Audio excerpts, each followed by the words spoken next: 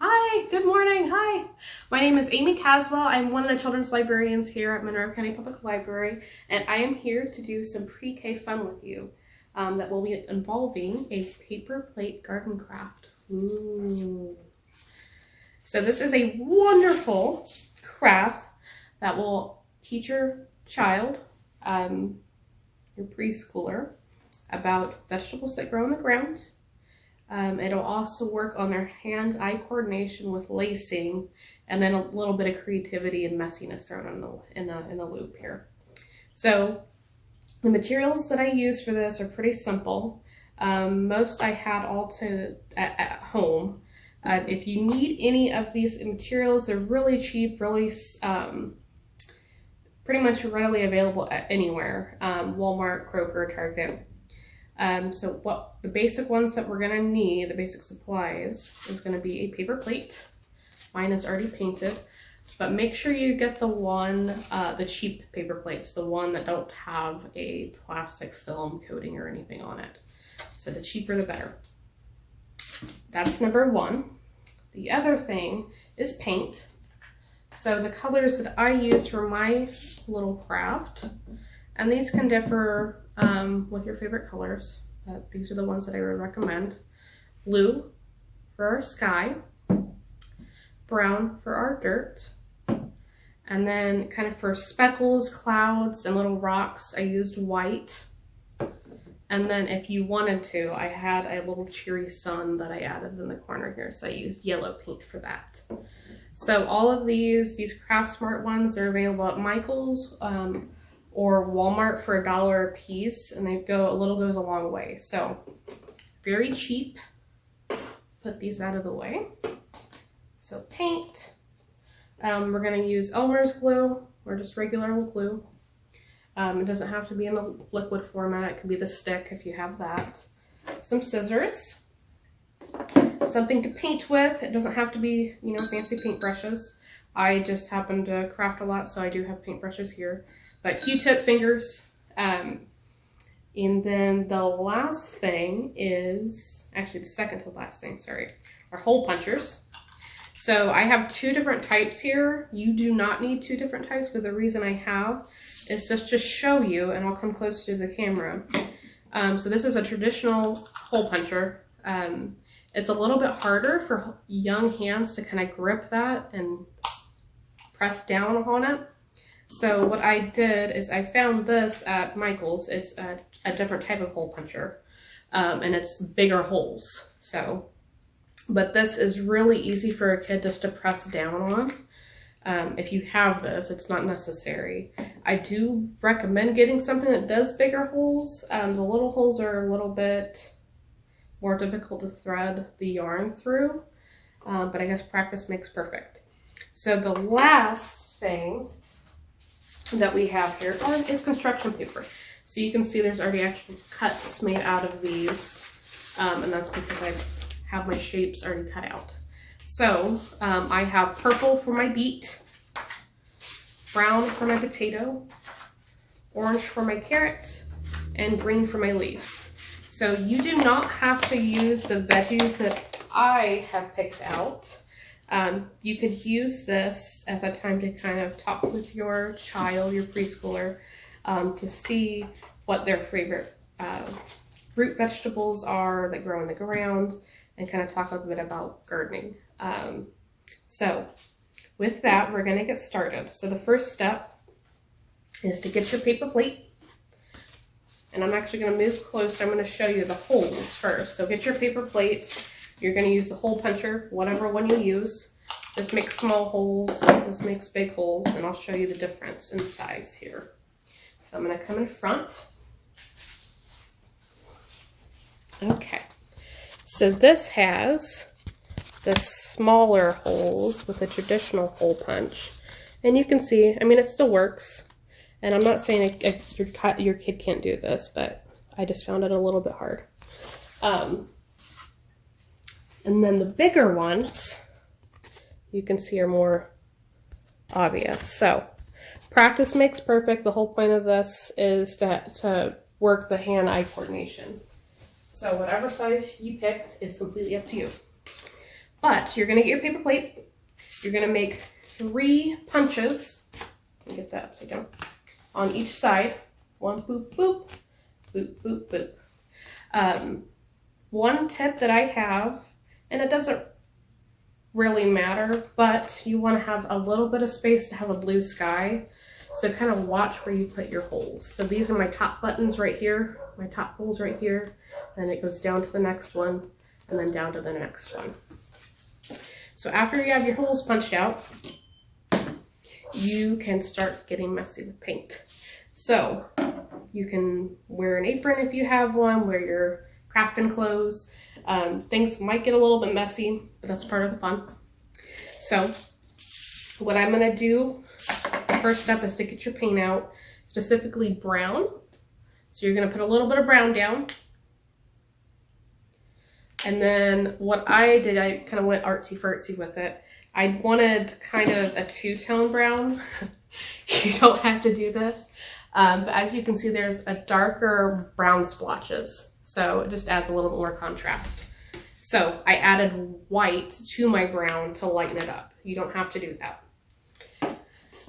And then you're going to take your brush, dip it in your brown, your light brown paint, and then I'm going to flip it over so you can actually see. So this is my finished product.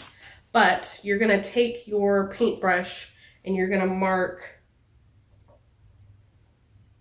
pretty much, look at your holes that you made and have your child make a line that connects, a brown line that connects the top 2 holes across. So what I mean is, boop, okay? So like that. And then tell them or have them paint pretty much everything below that line brown.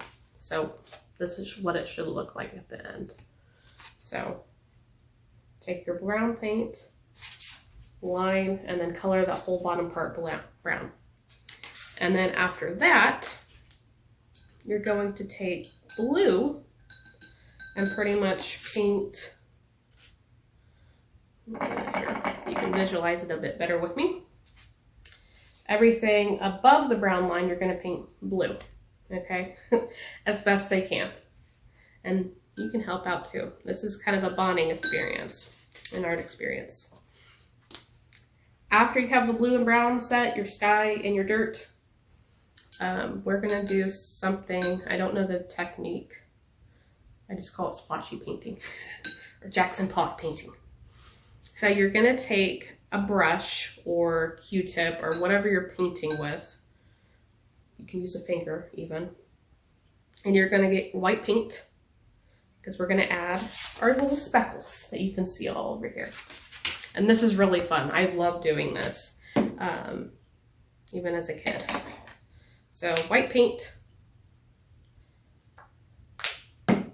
dip your brush, one of your brushes, your finger, whatever, in water, dip it in the white paint, because you want it a little bit wet. And then you're gonna take your brush and then have something else like a pencil or whatever. So you're gonna make an X kind of like that. And you're gonna tap, tap, tap, tap, tap, tap, tap, tap, tap, tap all over your paint. And it makes kind of those splotches that you see right there. So you can get crazy with it if you want. This dries really, really quickly actually. So once you have that paint set up, move it to the side, let it dry a little bit. Which I'm gonna do right here. And then our next step is to get scissors with construction paper, because we're gonna cut out the veggies. So I do not have a template for the veggies or the leaves. So this is a really good experiment with your kid. Maybe ask them what they think a carrot looks like, have them try to draw it out and then cut it out. Talk about how a carrot looks. You can really use this as a bonding and talking experience with your preschooler about plants and plant life and gardening. So cut your carrot, cut your beet. Oh, it would help if I let go. Cut your potato. and then cut your leaves out. So the leaves kind of look like little crowns, but you can do whatever you like. And then take some glue, put it on the leaf or the top, it doesn't really matter. Glue right there, leaf, and boom, got your carrot. You're gonna do the same thing with the beet in terms of cutting out a little crown, sticking it on there. And then your potato doesn't really have a crown. It just looks like a lumpy rock. So you have your veggies.